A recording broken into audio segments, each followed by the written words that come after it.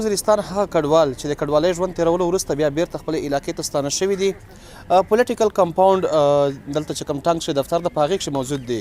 څه مشکلات څه ستونزې راوړي دي؟ حاجي صاحب خپل نوم راته ووایي د کوم ځای اوسېدونکی او څه فایدې مو راوړي دي؟ ته تکلیف میلاو ده په یو جوړه کپړۍ کې وتلي تر هغې پورې د ویسه پرې میشته سہولت نه میلاویږي. دغه پوښتنه به زه کول غواړم چې تاسو خو اوس پورته خپلې علاقې ته واپس لاړئ، هلته میډیا باندې پابندي ده، له ازادۍ سره څوک نشي درتلی، خو ته که راته ووایې چې تاسو خپلې علاقې ته واپس تللي، کورونه هم په څه حال دي او هلته ژوند څنګه ده؟ زمونږ کورونه مکمل ختم دي او تانبیان نه دي راته میلاو شوي تر اوسه پورې. باران شروع دی د درخت خواته پلاستیک کې په څه کې پاتې کېږي.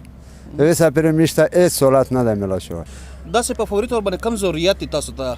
د هر شي ضرورت دی، د اوبو تکلیف دی راته، د سکولونو تکلیف دی راته، د چې څه روډونه کچا دي که نه هر شي تکلیف دی راته، یو شی نه دی. سر د پټولې داسې تکلیف ده چې کورونه بالکل ختم دي. ملک نور خان صاحب، تاسو د دې قبیلې مشر یې، د دې علاقې په خپله اوسېدونکی یې، سروې شروع ده هلته پولیټیکلۍ سره جرګې مرکې کېږي، خو دی چې دا کوم مشکلات برسېره کوي څومره حقیقت لري؟ سر جی په دغه شی هېڅ درویغ نشته دی. دا خال د 2.5 میاشتې نه وروته پنډېده او په دغه د ټول علاقې باندې زه به راغلی یم، چاکرۍ مې ورسره ولیدې. دغه د سروې شري هوا په میان شی بان کړله. 2.5 میاشتې نه بعد دغه د واپس کراچۍ ته چې ورسېدل، بله ورځ بیا اطلاع پسې وکړه چې روسیې ته یې سروې ودو که نه. دا تاګ رو تاګ ورته شري دی، دا پنشمنټ دی که نه. او ورسره بیس ورته یهی چې په کور باندې یوه سروې کوي، نو دا نه ورته چې ته موږ ته په کور باندې واړی کوي کور دی ته محل جوړ کا، خو چې کوم حق دی هغه حق خو موږ غواړي که نه وي چې بیا یوه کوي چې وایي په کور باندې یوه، بیا خو دا بر مبارک وي.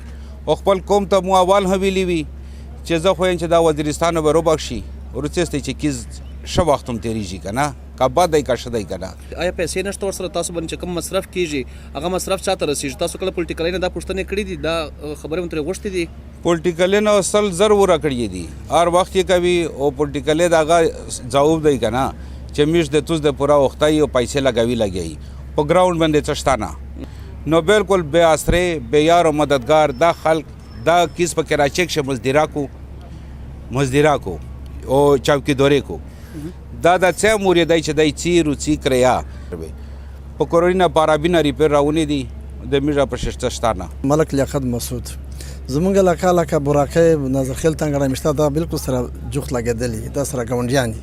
یا دغه سره چې څومره ظلم کېږي په پاکستان کې، دغه ظلم د چا سره هم نه کېږي په هر لحاظ، ایجوکیشن په لحاظ، هیلث په لحاظ، هر قسم فیسیلیټیز، الیکټریکسټي نشته دی، ټیوبویلونه نشته دی، یک یو شی هم نشته دی. تر دغه دا پرې د سر د پټولو ځای نشته، نه په براکۍ کې شته، نه په مشتا کې شته، نه په ناخې دغه نشته. موږ د پلغه خواته کوه پیرغل هغه غر دی چې په دې علاقه کې په ټولو نه څه غر کوه پیرغل دی. ته تاریخ وګوره، نقشه وګوره، یا دغه په خوا کې اوسېږو. مسلې خو تاسو یې چې نه حل کېږي، ما ته هغه ژوند ووایه چې خلکو ژوند څنګه دی؟ د خلکو ژوند داسې دی لکه چې څنګه مال مویشي ژوند تېروي، لایک انیملز. بالکل داسې.